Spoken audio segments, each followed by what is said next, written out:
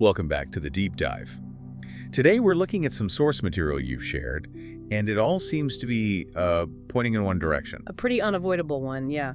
That the Federal Reserve is getting ready to inject, well, a whole lot of new liquidity back into the financial system. Exactly. So our mission today is to dig into those signals. We want to understand the mechanics, the why behind this shift. Which surprisingly is more about technical plumbing than, Yeah. say, stimulating the economy. Right. And then we have to unpack these pretty severe market predictions that are tied to it, especially this warning about a market melt-up followed by an inevitable crash. Okay, before we dive into the quotes and the data, let's just quickly set the table, define our terms. Good idea. For a while now, we've been in an era of quantitative tightening, QT. That just means the Fed was shrinking its balance sheet, pulling money out of the system. And QE, or quantitative easing, is the exact opposite. It's balance sheet expansion. It floods the system with liquidity. So QT drains the pool, QE fills it up. That's the perfect way to put it.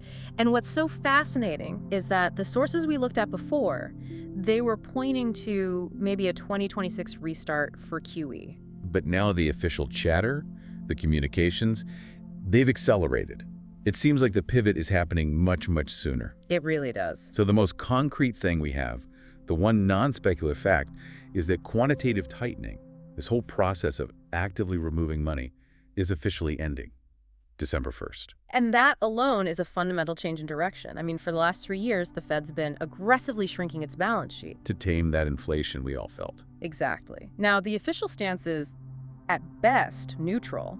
But all the verbal signals, they suggest expansion is right around the corner. We have some key figures confirming this, right? Mm-hmm. Let's start with New York Fed President John Williams. Mm-hmm. He recently said the Fed will need to grow its balance sheet again soon, and he emphasized, quote, "It's not going to be long before it happens." That is not ambiguous language. That's very deliberate. And it's not just him. No, if you go right to the top, Fed Chair Jay Powell himself, he hinted back in October that reserves would, eventually need to start growing again. They're prepping the market. They're absolutely conditioning the market for this. I think the most specific signal came from Dallas Fed President Lori Logan. She actually gave the trigger condition. Yeah, she basically said that if these critical repo rates keep spiking, the Fed will have no choice. They'll have to start buying assets again. And buying assets is just another way of saying, Printing money, it's increasing the balance sheet, and Wall Street is already pricing this in. right, so what are they expecting? Well, Evercore, which is a really respected macro firm, they're not even waiting for an official QE announcement. They estimate the Fed might need to buy up to $50 billion a month. $70 billion a month. Yeah, in the first quarter of next year, just to keep the system's plumbing from breaking. That is a significant and very rapid injection of cash. I think to really get the gravity of this, we should quickly recap the recent history, what the sources call the taming cycle. Yeah, it's pretty humbling to look back at the speed of it all. The pandemic hits, the Fed prints trillions, the balance sheet goes from around $4 trillion to a staggering $9 trillion. And the sources are pretty blunt. They say the Fed overprinted. Which gave us that raging inflation we all had to deal with for years. So their aggressive response was QT, quantitative tightening. They shrank that balance sheet back down to about 6.6 trillion. That was the pain. That was the pain trade. And now that pain is officially ending, and all the statements are confirming we're heading back toward expansion, back toward QE. So the key thing for you, the listener, to realize is we're moving from a policy that was designed to reduce liquidity and fight inflation to a policy that will explicitly increase liquidity, and they're doing it whether inflation is truly tamed or not. Okay, so this brings us to the really critical question, the why. If the economy isn't, in a 2008 style meltdown or a 2020 lockdown, why pivot back to massive liquidity injection? And the sources are really clear on this. This is not about stimulating the economy. They're not acting as economic saviors this time. Not at all. They're acting like mechanics, like plumbers for a very complex and, frankly, a very fragile machine. The motivation is purely structural. It's the mechanics of the financial system.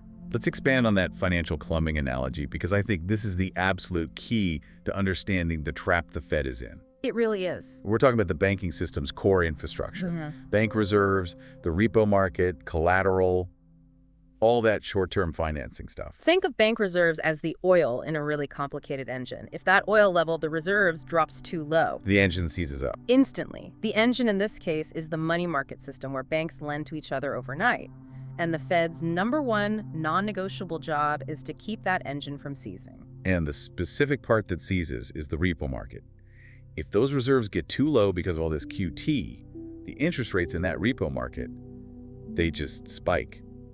They go haywire. And when those rates spike, the money markets break. It's a technical failure. This isn't theoretical, right? We've seen this happen before. Oh yeah, absolutely. This is the exact failure mode we saw back in the 2019 repo crisis, which forced the Fed to intervene even before the pandemic. And the prediction now is that reserves are getting low again. That same pressure is building and will likely hit in 2025. So here's the ultimate paradox. The Fed is being forced to inject liquidity and risk reigniting inflation just to keep the market structure from collapsing. So QE isn't an emergency stimulus anymore. It's becoming, what, like a permanent requirement for basic stability? They're trapped. That's it. They have to keep reserves high enough to prevent a systemic failure, even if the economy is running hot and inflation is still sticky. The intent might be technical, but the effect on your investments is identical to stimulus. Yes, and let's focus on that effect. It doesn't matter if the Fed calls it a technical operation or balance sheet management. What's the result of them expanding their balance sheet? It's always the same. More liquidity, lower real yields. Meaning your bond returns get eaten by inflation. Higher valuations for, well, everything. And crucially, more risk-taking from investors. Which all creates this massive upward pressure on financial assets. Okay, and this is where the real alarm bells start ringing. Yeah. Specifically from Ray Dalio, the founder of Bridgewater. Mm-hmm. He's looking at this systemic need for liquidity, and he's warning that the Fed is, and I quote, stimulating into a bubble. Yeah, and Dalio points to what he calls a truly dangerous cocktail of ingredients. 4 things that, when you mix them together, are highly explosive. Okay, what are they? First, you've already got high stock market prices. Second, huge fiscal deficits from the government.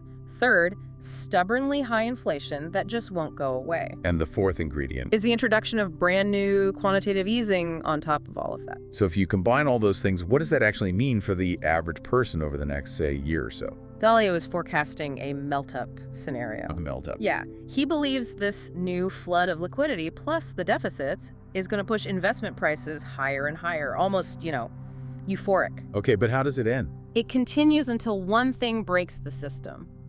Inflation becomes so bad, so politically unacceptable, that the Fed has no choice but to respond by, in his words, slamming on the brakes with massive rate hikes. But wait, if the crash is inevitable, how is riding that melt-up wave good advice? Yeah. I mean, aren't you just taking on maximum risk and trying to time the top, which is, famously impossible? That's the critical question. He's not offering some kind of guaranteed strategy. He's just describing a reality. Which is Liquidity drives markets. And if you sit on the sidelines during a liquidity wave, you miss the main event.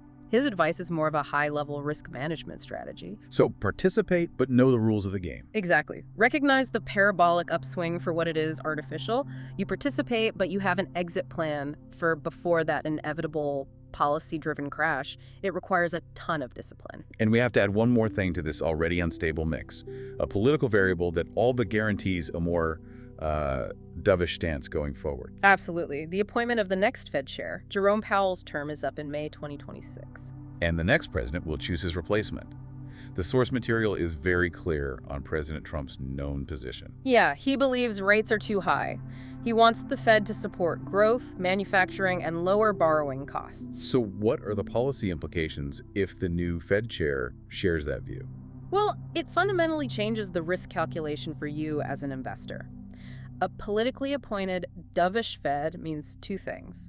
First, a much greater tolerance for inflation. They'll let prices run hotter for longer. And second, A willingness to be way more aggressive with rate cuts and support for liquidity. so that emergency brake, the painful tightening part, is less likely to be used until the absolute last second. Which just accelerates the melt-up phase, and it makes the eventual crash potentially that much more severe. So when you combine everything, high valuations, huge deficits, sticky inflation, new QE, and now a political shift that favors liquidity.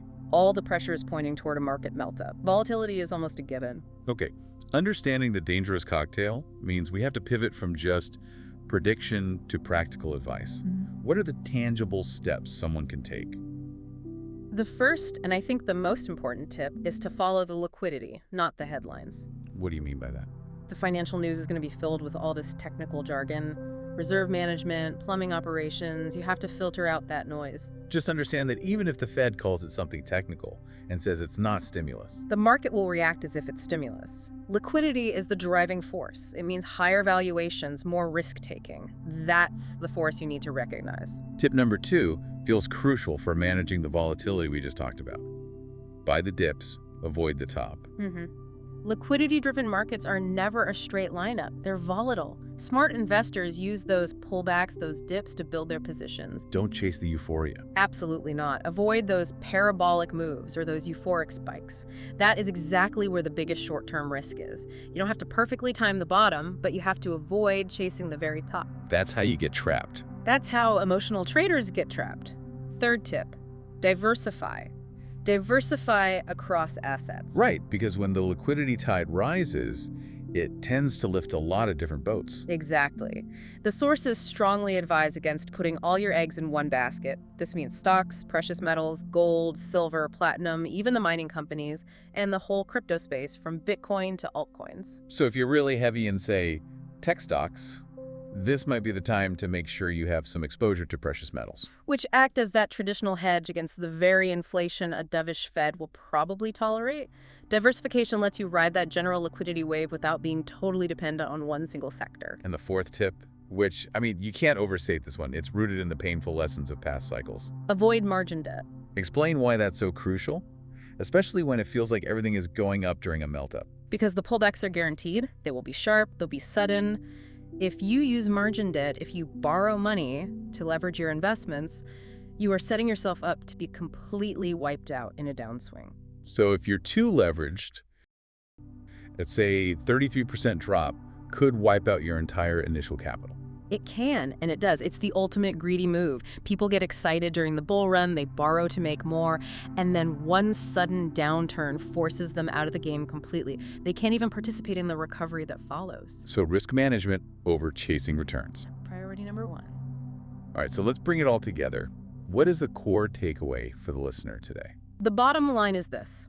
The Federal Reserve is warming up the money printers again. It doesn't matter what they call it, QE, balance sheet expansion, technical operations. The name doesn't matter. The name doesn't matter. Liquidity is coming back into the system. And that liquidity is the main factor that's expected to drive asset prices and reignite inflation over the next year. And here's the final thought we want to leave you with, kind of a sobering reflection on where all this is heading.